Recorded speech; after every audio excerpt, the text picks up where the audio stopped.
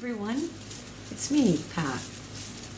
This week, I thought that we'd spend some time talking about the story of Pentecost. Not just the celebration of it, but the actual story of it. Because sometimes we tend to get really caught up in the wind and the fire and the flames that are in the story of Pentecost. Just a minute.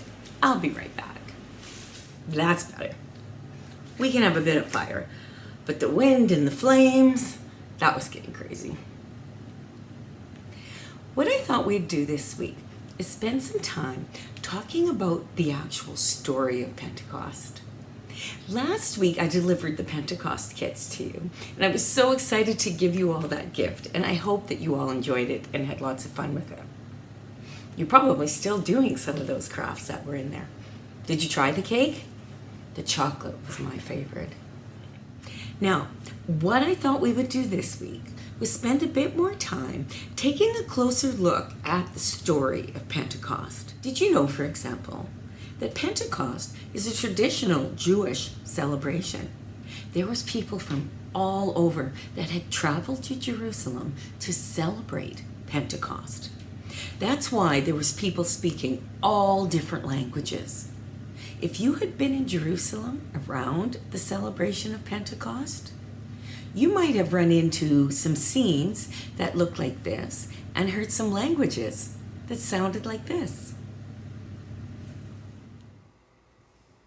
नमस्ते, आप कैसे हैं? مرحبا، كيف حالك؟ Я посисе. Привет, как дела?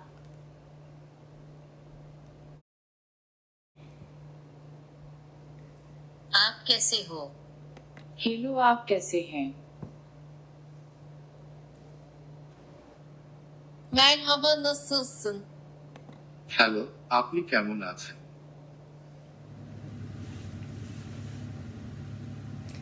So at this time, Jerusalem was a very busy place to be, but the apostles were all gathered together in a place that is just referred to as the upper room.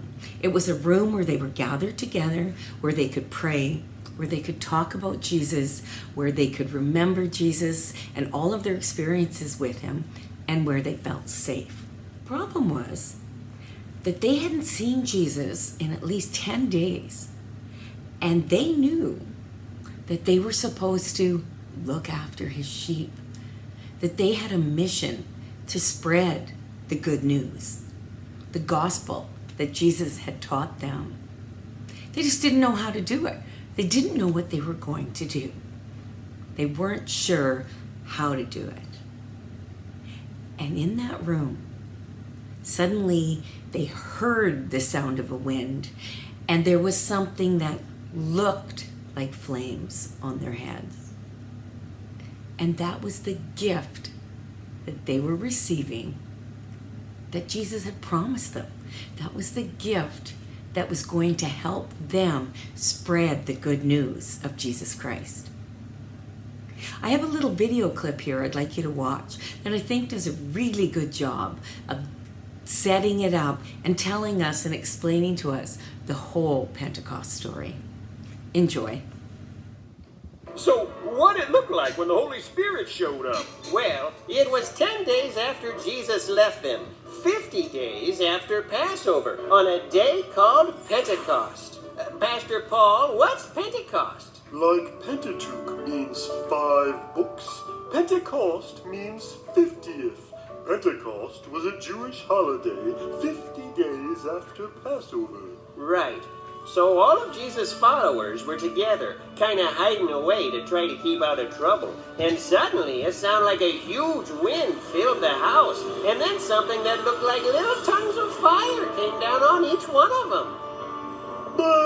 Did they catch on fire? Did they stop, drop and roll? Luke says it was like fire, not that it was fire. So no, they didn't catch on fire. Writing some parts of the Bible was tricky because the authors were trying to describe things that no one had ever seen before.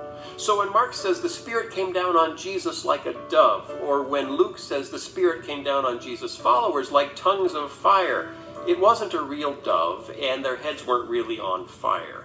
That's just the best way the authors could come up with to describe what people saw. So what powers did they get? Did anyone start shooting web? No web shooting. The first thing that happened was they all started speaking in different languages. Well, that's pretty cool. And it was very helpful. Because of the holiday, there were Jews in Jerusalem from all over the Roman Empire who spoke many different languages. 15 are mentioned in Acts. And suddenly, all these visitors heard Jesus' followers speaking to them in their own language.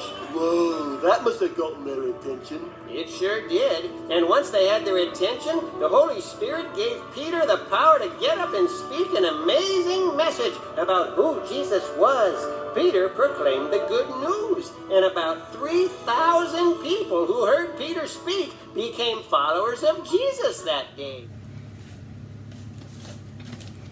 Does this look familiar? This is the gift that I delivered to you last week. Well, on Pentecost, we are celebrating the gift of the Holy Spirit. That's the gift that Jesus gave to the apostles. He told them that he would not be leaving them. And so on Pentecost, with the sound of the wind and what seemed like fire dancing on their heads, they received the gift of the Holy Spirit. And it was a gift that allowed them to go out and give the message of Jesus to others.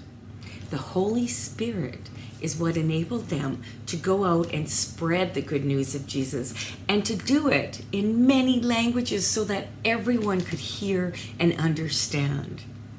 The good news of Jesus Christ is for everyone, in all lands and in all languages.